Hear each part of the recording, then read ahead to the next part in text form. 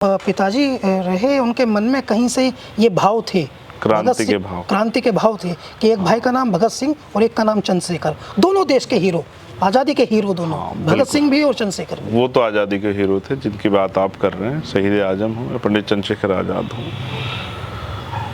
और मातृभूमि के लिए इतना बड़ा बलिदान शायद ही कभी जो है उससे पहले सुना गया हो या दिया गया हो। एक ऐसा उदाहरण जिसने हजारों हजार नौजवानों को खड़ा कर दिया अंग्रेजों के खिलाफ। मैं जानना चाहता हूँ आज़ादी के उस आंदोलन को मैं बहुत उसकी बहुत अहमियत करता हूँ, उन शख्सियतों की अहमियत समझता हूँ जिन्होंने इस आंदोलन को समझ के और इसमें अपने प्राणों की आहुति दी।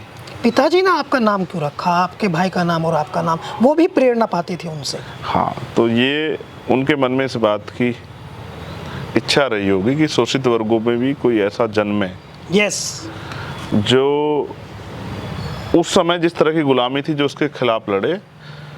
आज जो हम लोग जिस तरह की असुरक्षा और गुलामी महसूस करते हैं, अधिकारों पे जिस तरह का डाका महसूस करते हैं, जो गैर बराबरी महसूस करते हैं, चाहे सामाजिक स्तर पे हो, चाहे धार्मिक स्तर पे हो, चाहे शैक्षिक स्तर पे हो, चाहे राजनीतिक स्तर पे, उन गैर बराबरी के खिलाफ भी लड़े। उनके मन में शायद सपना रहा होगा कि जो मैंने संतान जो है मेरी है, मैं इनको उस लिए तैयार करूँगा।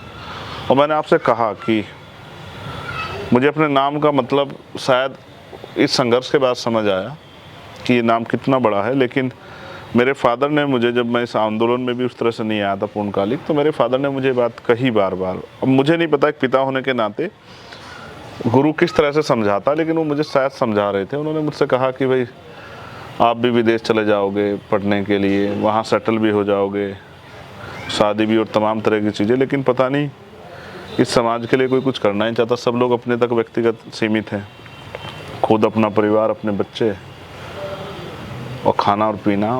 पता नहीं समाज के लिए कभी कोई ऐसा आएगा कि कुछ करेगा। शायद वो मुझे रास्ता दिखाने का प्रयास करे, क्योंकि मैं समझता हूँ आस भाई, हर व्यक्ति के सपने होते हैं, लेकिन शायद मेरे फादर मेरे सपनों की अहमियत को समझते हुए वो अपनी बात मेरे ऊपर थोपना नहीं चाहते थे।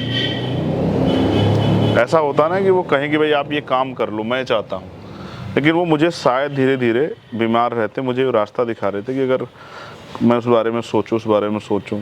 और एक दिन ऐसा आया 11 जनवरी 2013 का सुबह 4 बजे, एक अच्छा समय होता है जी, और उन्होंने हाथ जोड़े और मुझसे अंतिम नमस्कार की कि भाई। उस समय आप साथ में थे? हाँ, मैं साथ। आप वहीं थे उनके पास में?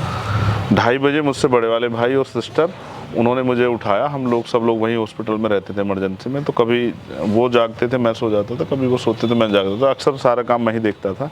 उस समय आप थे? तो 2:30 बजे उन्होंने मुझसे कहा कि अब आप जाग लो पापा के पास, क्योंकि एक आदमी परमानेंट चाहिए आईसीयू में उनके पास। और एग्जैक्ट 4 बज रहे थे और मेरे फादर ऐसे बैठे थे, लेट नहीं पा रहे थे, दोनों हाथ सूजन में थे। और ऐसे उन्होंने किया और वो पीछे जो है चले गए, गिर गए। और मैंने डॉक्टर को बुलाया, तो वो जो मशीन आती है जिसमें हार्ट बीट चलती जी, वो प्लेन हो गई थी। और मुझे ये एहसास हो गया था कि मैंने अपनी दुनिया की सबसे कीमती चीज़ जो उपहार कुदरत ने मुझे दिया था पिता के रूप में, वो मैंने खो दी। और जैसे ज़िंदगी एक पल के लिए रुक सी गई, वो मुझे लगा कि अब कैसे होगा।